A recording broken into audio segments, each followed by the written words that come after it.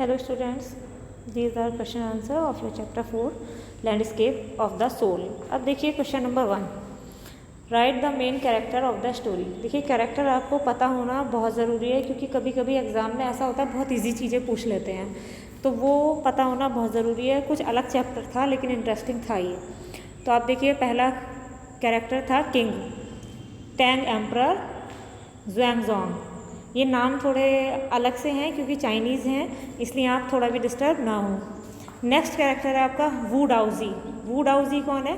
Painter है। ये वही पेंटर है किंग ने जिसको बुलाया था अपने यहाँ कि हमारी इसको महल को पेंट कर दो, और पेंट करने के लिए जब उसको बुलाया था तो उसने पेंट किया। आपको याद आ गई होगी स्टोरी, जब उसने पेंट किया वॉल पे और राजा को दिखाया तो राजा ने क्या कहा, राजा को बताने लगा इसमें एक केव है यानी गुफा है, और उसने क्लैपिंग किया, ताली बजाया, तो क्या हुआ, उसके ताली बजाते ही दरवाज़ा खुला और पेंटर उसमें चला गया, और तभी एकदम क्या हुआ, दरवाज़ा बंद होता है, सीनरी भी गायब हो जाती है और राजा बड़े अचंभे से देखता रहता है। तो वो पेंटर जो उस सीनरी के अंदर चला गया था उसका नाम था वू डाउजी। अगला देखिए क्वेंटिन मेस्टीफेल। ठीक है, मेस्टीफेल ये कौन है? Black Smith. ब्लैक स्मिथ होता है सुनार। एक सुनार है इसमें, अनदर पेंटर एक दूसरा पेंटर भी है, और पेंटर्स डॉटर और पेंटर की पुत्री है। अब ये सुनार कौन था? ये सुनार क्या था, ये सुनार इस दूसरे पेंटर की बेटी से शादी करना चाहता था, लेकिन उसने मना कर दिया था। लेकिन क्या होता है उसमें, आपने ध्यान दिया होगा कि वो क्या करता है, सुनार उस पेंटर के यहाँ जाके एक मक्खी बना देता है और वो उस मक्खी को दीवार से उड़ाना चाहता है, और जब वो नहीं उड़ती है तो उसे ध्यान आता है अरे ये मक्खी नहीं है बल्कि क्या है, ये तो एक पेंटिंग है, यानी ड्रॉ की गई है, उस पर आर्ट है ये। तो फिर क्या, वो खुश होकर उस ब्लैक स्मिथ को काम सिखाने लगता है और अपनी बेटी से शादी कर देता है। तो ये आपके कैरेक्टर रिमाइंड हो गए। नेक्स्ट क्वेश्चन देखिए, contrast the Chinese view of art with the European view with example. ये आर्ट है, इसमें अर्थ लिख गया है, ठीक है, कंट्रास्ट में सी कैपिटल कर लेना। अब चाइनीज़ दृष्टिकोण से चाइनीज़ आर्ट और यूरोपियन आर्ट को उदाहरण सहित दीजिए, यानी बताइए। अब ये कह रहा है कि क्या क्या डिफरेंस था चाइनीज़ आर्ट में और यूरोपियन आर्ट में। तो मैं आपको जनरली बता देती हूँ कि चाइनीज़ आर्ट जो थी उसमें वो कुछ ना कुछ ऐसा छोड़ देते हैं कि देखने वाला उसमें अपना माइंड यूज़ करे। वो जब बनाते हैं तो पूरी सीनरी इस तरह से बनाते हैं कि जो भी देखे उसमें उसकी पूरी सीनरी को देखते समय अपनी इमेजिनेशन को बढ़ाता जाए, कुछ और सोचता जाए, नया सोचता जाए। लेकिन यूरोपियन पेंटिंग जो होती हैं उनमें क्या होता है, उनमें अक्सर ये होता है कि जैसी वो बनाते हैं वो वैसी ही दिखती है, यानी कि देखने वाला सिर्फ वही देखता है जो पेंटर दिखाना चाहता है। तो इसको पढ़ लीजिए, classical Chinese landscape is not mean to give an actual और रियलिस्टिक व्यू। चाइनीज़ जो क्लासिकल चाइनीज़ लैंडस्केप थी, यानी इस तरह की जो क्लासिकल चीज़ें बनाई जाती थी चाइनीज़ आर्टिस्ट के द्वारा, तो वो क्या थे, उनका मतलब एक्चुअल व्यू देना नहीं था, हैं क्या था, अपना माइंड यूज़ करो। It can be seen from any point, उसे किसी भी पॉइंट से देखा जा सकता था, मतलब अपना दिमाग उसमें यूज़ किया जा सकता था। The artist only creates a path for the way to travel up and down. और जो आर्टिस्ट था वो एक रास्ता ऐसा बना देता था कि उसमें क्या कर सकते थे आप, ट्रैवल, ऊपर नीचे ट्रैवल कर सकते थे, मतलब क्या किसी भी एंगल से आप उसे खुद देखते थे और खुद अपनी इमेजिनेशन करते थे। Where is on the other side, जबकि दूसरी तरफ the European art is a figurative. जो यूरोपियन आर्ट है वो फिगरेटिव है, मतलब वो जैसी फिगर बनाई गई है हम उसको वैसे ही देखते हैं। It creates an illusion of reality, और ये वास्तविकता का एक भ्रम है। मतलब क्या, उन्होंने जब एक जो यूरोपियन आर्टिस्ट हैं उन्होंने एक सेब बना दिया तो वो हमें सेब ही दिखेगा, लेकिन एक्चुअल सेब थोड़ी ना है, वो तो क्या है, एक भ्रम है, यानी जो वो हमें दिखाना चाह रहे हैं हम वो देख रहे हैं। उन्होंने एक इंसान बना दिया तो हमें इंसान दिखेगा दीवार पे, उसके अलावा कुछ नहीं दिखेगा। तो वो इस तरह से, यानी जो वो हमें दिखाना चाहता है यूरोपियन पेंटर, वो हम देखते हैं, जबकि चाइनीज़ में बिल्कुल अलग हो रहा है। It has to be seen from a specific angle and through the eyes of the artist। और ये क्या है, ये इस तरह का एक ख़ास एंगल होता है जिसे हम आर्टिस्ट के दृष्टिकोण से देखते हैं, यानी वही बात हो गई जो मैंने आपको अभी बताई थी। Next question, explain the concept of सेंसुई। सेंसुई का कॉन्सेप्ट बताइए। अब देखिए सेंसुई क्या चीज़ है? द कॉन्सेप्ट सेंसुई इज एक्सप्रेस्ड एज, सेंसुई का कॉन्सेप्ट इस तरह से व्यक्त किया जाता है। ये क्या है? This literally means mountain water, यानी सेंसुई का मतलब क्या हो गया? सेंसुई का मतलब हो गया पर्वतीय जल। The two words together represent a landscape, और एक लैंडस्केप में दो शब्दों को एक साथ रिप्रेजेंट किया गया है यानी दिखाया गया है।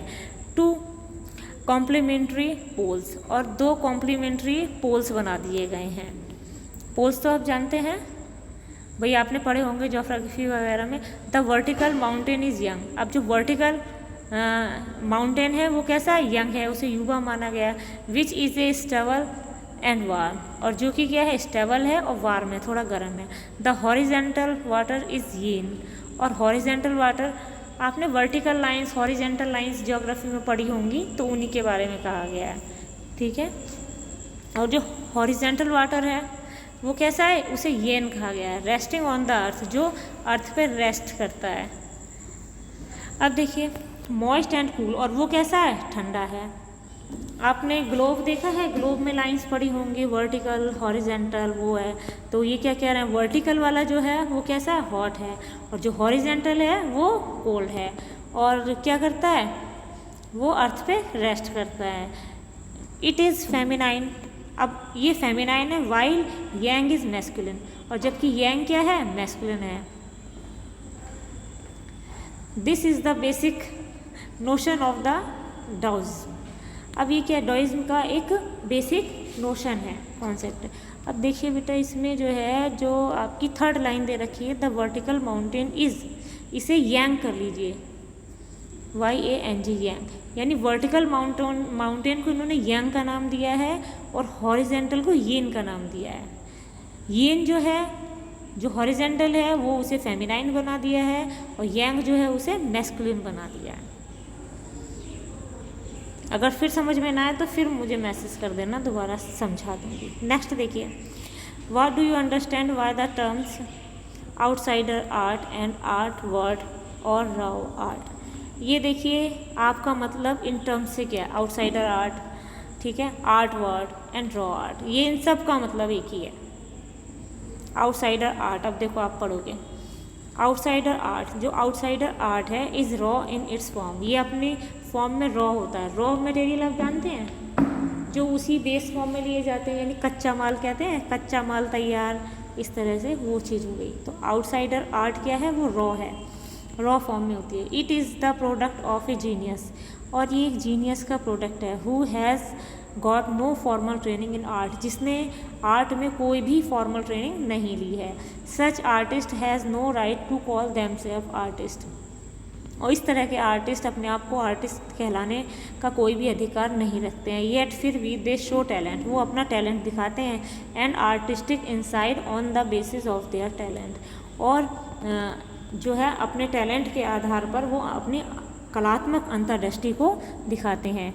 Anything and everything would be used for his art work of art, और वो क्या करते हैं? अपने वर्क ऑफ आर्ट के लिए कुछ भी करते हैं। Thus it is totally different from the concept of traditional art, और इस तरह से ट्रेडिशनल आर्ट से बिल्कुल ही डिफरेंट होती है। The rock garden created by Nekchand at Chandigarh, और चंडीगढ़ में जो रॉक गार्डन है जो कि नेकचंद के द्वारा बनाया गया है, is the best example of raw art, वो रॉ आर्ट का सबसे अच्छा एग्जाम्पल है। अब इसको एक बार और समझ लीजिए। कुछ लोग ऐसे होते हैं जिन्होंने कभी भी कोई आर्ट की ट्रेनिंग नहीं ली होती है, लेकिन फिर भी वो इसमें काफ़ी अच्छा काम करते हैं, तो वो अच्छा काम इनका दिखाया गया है। इन्होंने क्या किया? नेकचंद ने, आपने चैप्टर में भी पढ़ा था, नेकचंद जो हैं इन्होंने वेस्ट मटेरियल से पूरा का पूरा गार्डन बना डाला, टूटी फूटी चीज़ों से, यानी उसे इतना, जैसे उन्होंने केवल टूटी बैंगल्स से, आपने बुक के पेज पे देखे होंगे वो ट्रीज़ टाइप ह्यूमन बनाए हैं, ऐसे ही उन्होंने और चीज़ें भी बनाई हैं। वो तो आपको सिर्फ थोड़ा सा दिखाया गया है, आप यूट्यूब पे सर्च मारिएगा और आपको देखना नेकचंद का जो चंडीगढ़ में, बल्कि चंडीगढ़ में रॉक गार्डन नाम से आप डाल देना, आपको पूरा मिल जाएगा, बहुत अच्छा है। तो क्या है, बिना ट्रेनिंग के ऐसे ही वेस्ट मटेरियल से उन्होंने जो कुछ बना दिया, तो वो किस में आ गया? रॉ आर्ट का एग्जाम्पल हो गया। नेक्स्ट क्वेश्चन देखिए, who was the untutored genius who created a paradise and what is the nature of his contribution to art. अब ये कह रहे हैं कौन अनट्यूटर्ड जीनियस था, मतलब क्या उनने कोई ट्यूटर नहीं लगाया यानी कोई कोचिंग नहीं ली, और हु क्रिएटेड ए पैराडाइज, और उसने पैराडाइज जैसे स्वर्ग को कहा जाता है उसने स्वर्ग बना दिया, and what is the nature of his contribution to art, और कला में उसका क्या योगदान है, यानी कौन ऐसा व्यक्ति है जिसने बिना कोचिंग के कुछ ऐसा किया और अपना योगदान दिया। तो देखिए कौन है, the untutored genius was an untrained creator of raw art. Example दे दिया the rock garden at Chandigarh, ठीक है। अब ये कह रहे हैं जो अनट्यूटर्ड जीनियस था, यानी बिना जीनियस तो आप जानते हैं बहुत टैलेंटेड चीज़ जो होती है, जो लोग होते हैं उन्हें कहते हैं जीनियस। तो एक अनट्यूटर्ड जीनियस था, ठीक है, उन्होंने रॉ आर्ट का यूज़ किया और उसका एग्जाम्पल है चंडीगढ़ का rock garden. His name was Nek Chand, और उस व्यक्ति का नाम क्या है, नेकचंद, ऊपर भी पढ़ाया भी आपने। He had created a paradise using waste material, recycled things। अब उसने क्या है वेस्ट मटेरियल जिसका रिसाइकिल होना था उसका यूज़ करके पैराडाइज बना दिया। पैराडाइज उसे क्यों कहा गया, क्यों तुलना की गई, क्योंकि वो इतना ज़्यादा सुंदर है कि लोग उसे देखने आते हैं, उसे देख के सुख का अनुभव करते हैं। अब स्वर्ग क्या है, जब कोई कहता है मुझे स्वर्ग जाना है, इसका मतलब क्या, वो सुख की अनुभूति चाहता है इसीलिए स्वर्ग जाना चाहता है।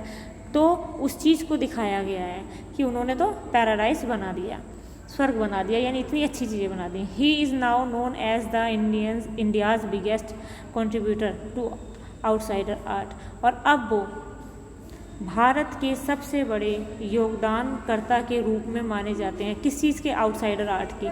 Even the UNESCO recognize his art, यहाँ तक कि यूनेस्को ने भी उनकी आर्ट को रिकॉग्नाइज किया as an outstanding testimony of the different single man can even he lives his dreams. और ये दिखा दिया कि कोई भी अकेला व्यक्ति, ठीक है, अपनी जो भी ख्वाहिश होती है, जो भी सपना होता है उसको पूरा कर सकता है बिना किसी ट्रेनिंग के।